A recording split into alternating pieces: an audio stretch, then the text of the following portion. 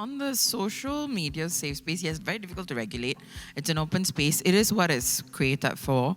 But I think we can. One thing I think within a few of us, we try to, especially within Hashbreeze, we try to restrain commenting and sharing immediately. Because I tell you, a lot of times, and I think we'll be very honest when I say most of us here lazily just sharing whatever comes on our newsfeed.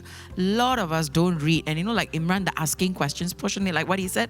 I don't even think we ask questions on the social media. Your friend complains about something, share. You don't even read what the person is doing. You don't message the person asking what they feel, and then you want to create an online safe space. That's difficult. So I think it's about reading it, and when you share it, you can always say, oh, maybe we should try to organize a trip to Indian Heritage Center so we can learn a bit more about Indian friends. I'm giving a very simple example, but in your sharing, you actually have the power to change your mindset. Call for action. I've never seen this, by the way, happening.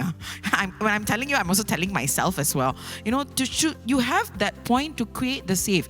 You cannot come. When I say you, I mean me as well. Okay, so don't take it to heart. When I say you, I mean me. We can't want to create a safe space when we are not taking the first step.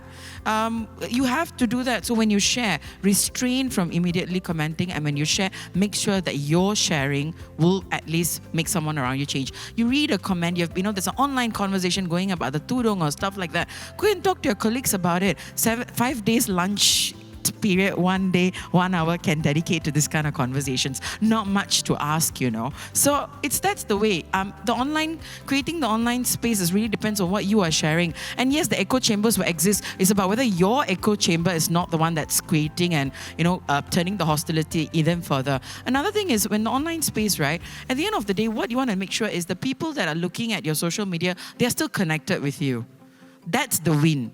It's not about you throwing in a comment and, let's change the world and expect them to magically, whip a wand and change. You want them to be connected with you. So make sure that your conversations, your comments, keep them closer to you and the conversations continue. You definitely want them to be there on the third day, fourth day, listening to you. And so you got to build a community. And I think that effort really comes. And young people, we definitely have a lot of, space and time for that. It's about whether you utilize that. That's one. About including, I think, about asking the questions. You see, when we do this thing called the intra-ethnic conversations in Hashbreeze, and one day we were like, okay, let's do on the Malay community, and of course we were homogenizing everybody, and we started to just pull in speakers, and then suddenly the question was like, actually, what is the Malay community? Like, what is the Malay community? And I was like, I know what's an Indian community, Telugu, Tamil, Malay. So what is the Malay community? And then we found a Bugis speaker, a Javanese speaker, and I tell you, in that one session of 2-3 hours, I think I saw another side of Singapore, past, present, and future, which I've never been exposed to. And it all started with one question: what is a Malay community? And and I think it just blew up. And I tell you, the fact that the cultures, there's so much of diversity within this, what we have been fed as Malay community was totally changed my idea of Singapore, changed my idea of Singaporean. Now I look at my friends, my Malay friends, I actually ask, are you from one of the others? And then they'll start sharing, my family does this. Do you know that knowledge itself changes the identity of your friend around you? You start to appreciate more. You make the person feel more included. I think that's how we make people feel included. So it really starts with a simple, innocent question. It goes back to whether or not we're asking that question, whether we have time to ask that question. I think rather than just liking and sharing, we could spend that few seconds asking that question.